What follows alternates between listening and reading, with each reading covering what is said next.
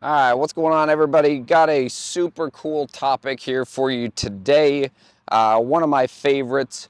Are your wrist conditions causing you to be steep in your downswing?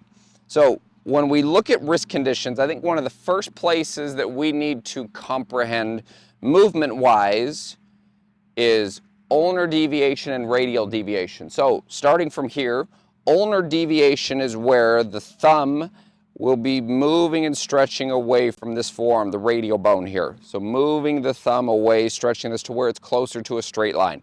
That is going to be ulnar deviation. Now, radial deviation is going to be an upward hinge. You can see that's where the thumb and the radial bone would almost form a 90-degree angle here. Now, the reason why I think the wrists are such an important and integral piece of the golf swing is the hands are what are connected to the golf club. They can change movement patterns and how the center of the golf club works, how it works to the top, how it works in transition. Extremely, extremely important. So when we look at the player especially, I'd say the majority of players that I coach are steep in transition and they release it early. And so if we showed you an example of that right here, this player's up to the top, they come down and they try and create this word that we would call lag. So from face on, this looks great. From down the line, it looks steep as a Jeep right here. And so now we have a direction that we have to choose. Either A, we've got to fall backwards, club drops inside, throw it out to the right. That was me.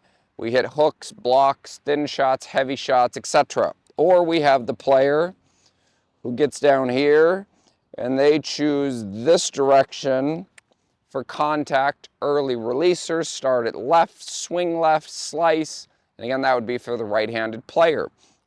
So I think it's important as well, if we struggle with that specific area, and let's say getting too much radial deviation that also turns into extension, and we can see this from down the line, radial deviation and extension starts to open up the club face to where either A, we have to swing out and twist the grip, or B, we come over the top. I think it's important to actually start working on this and neutralizing it by going the opposite direction of what we would be comfortable in. So one of my favorite feels and one of my favorite looks in the golf swing is I'm here in setup, I'm at my takeaway, and from here you can see the length of where my wrist is. My lead wrist is in more of an ulnar deviated position as the wrist is flat. Now the cool piece of this is from down the line, my trail wrist is still extremely loaded here. So this would be into extension. I think this is a very strong position for us to be in. So when we have an ulnar deviated position, it almost feels like I'm trying to stretch the grip and the club head away from me as this is loaded. This to me creates a very wide arced golf swing. Now, for those of you that have never done this before, this is going to feel incredibly different. So I would say the first place to start is take away and feel what is it like to stretch. And my thing that I like to say is I like to feel that the thumb is working away from the forearm bone. So the lead thumb is working away from the forearm bone as the trail wrist is an extension. So what we'll see out of this, and the cool thing that happens from here, is I think this is a great way of planing the club out and almost keeping it on plane in the backswing, in the transition, and how it moves into the downswing here. So as we're here, we're going to take it to P3. As we work it to P4, we're going to feel like that's stretching away there. And we can see now from here, if I just let the arms drop, this is going to naturally plane itself out. And so this is going to be staying more on a functional plane there, assuming that we have our forearm conditions correct, we're staying on center, etc. This video is just going to be about the wrist conditions though. So what I would say from here, a great way to practice this, because of how different it probably is for most of you, is I would start off in freezers. I'd start off in mirror work. So we're going to go takeaway, P3, and now we're going to stretch that forearm. We're going to stretch the thumb into away from the forearm to where that's in more ulnar deviation, and then we're just gonna come down and chip a few. So what this would look like to start is I'd be here, take away to the top, stretch it away, come down and chip. Like that golf ball right there was very straight. And again, for me, what I really like from a feel standpoint is the golf club interacts with the turf a lot more shallow. When we see this person who's trying to create lag, a lot of times they get excessive throw, and we can see how steep that club came in, which is where a lot of our contact issues, and I would even say more than anything, our ball flight issues come into play. So I'm a big believer.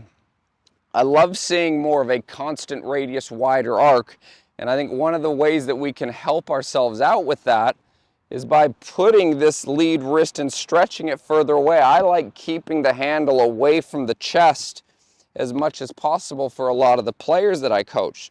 So if we do another one of those, go take away, P3, stretch the wrist away, come down and chip it. So same type of thing, very shallow through the hitting area right there.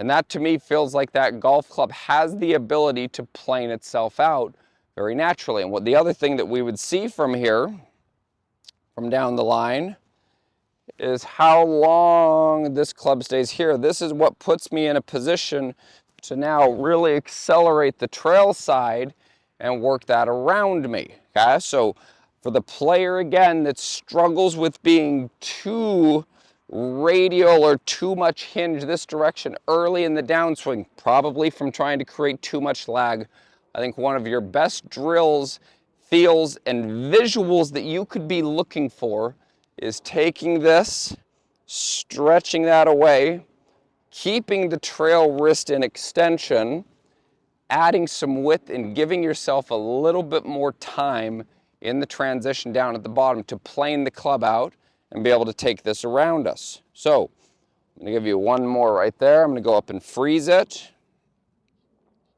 So here, P3, stretch it away, come down and hit. And that was by far the best feel out of any of those that I had there today. Then we could start to work that into a fuller motion. And I really think this would be advantageous for a lot of you. At least it's a way that we can practice if it's something that we struggle with in the transition to the downswing. I cannot stress enough the importance of how the wrists work. I would shy away from a lot of you trying to create more quote-unquote lag. It is not my favorite terminology piece in the game of golf. I would try and encourage you more to create width, stretch the forearm, stretch the thumb away from the forearm, put that lead wrist into a little bit more ulnar deviation, then see what we can do in the downswing as far as accelerating the trail side and working that better, working that more effectively around the arc, and getting more of the turf interaction, face control that we're looking for. So I hope you enjoyed this video. If you have any questions on any of this, please leave those in the comments down below. I'll make sure to get back to each and every one of you. I appreciate your support. Thank you for watching. See you next time. I hope you enjoyed this video here. If you haven't, please click that subscribe button. You can also click the bell right there, and that's going to notify you every time that I release a new YouTube video. Also, if you haven't, check out that last video that I did. It's right here, pinned to the screen. Thank you so much for your support. I really do appreciate you watching. If you have any questions, any comments, please leave those below, and I will make sure I get back to each and every one of you. So, thank you again. Appreciate your support. We'll see you next time.